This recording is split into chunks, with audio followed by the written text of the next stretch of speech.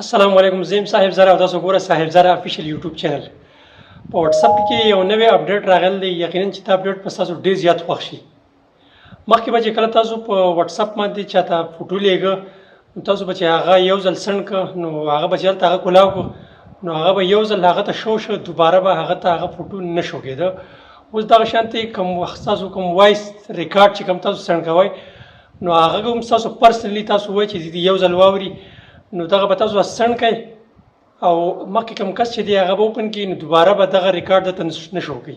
نو دا به تاسو څنګه خپل په واتس اپ کې راولئ مکمل تفصیل درته ښیم. خو د ویډیو شروع کېدو نه مخکې یو وړوکی شانتې ریکویسټ چې تاسو زموږ په چینل باندې نوی زموږ چینل سبسکرایب کړئ او که دا ویډیو تاسو په فیسبوک باندې ګورئ نو دا خپلو ملګرو سره ضرور شیر کړئ. واتس اپ چې دی هغه به موږ خپل اوپن کړو. ښه واتس اپ چې کله تاسو اوپن کړه کوم نمبر ته تاسو میسج لیږئ یا وایس لیږئ نو هغه به اوپن کړئ. هغه چې کله تاسو اوپن کړه نو اوس تاسو لاندې دا ګورئ دا وایس دې باندې به کلیک کړئ.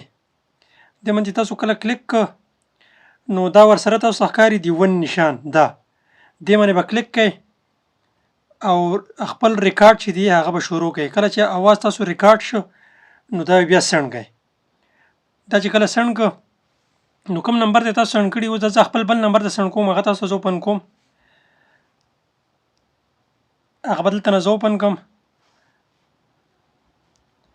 کله چې هغه ما اوپن کړ نو دا وګورئ تاسو میسج ماته راغلی دی.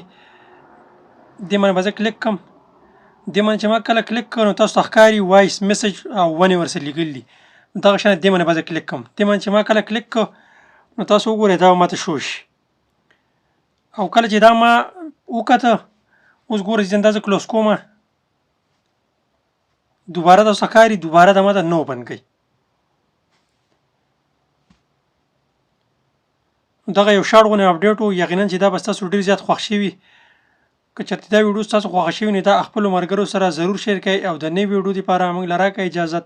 تل وي الله په امان.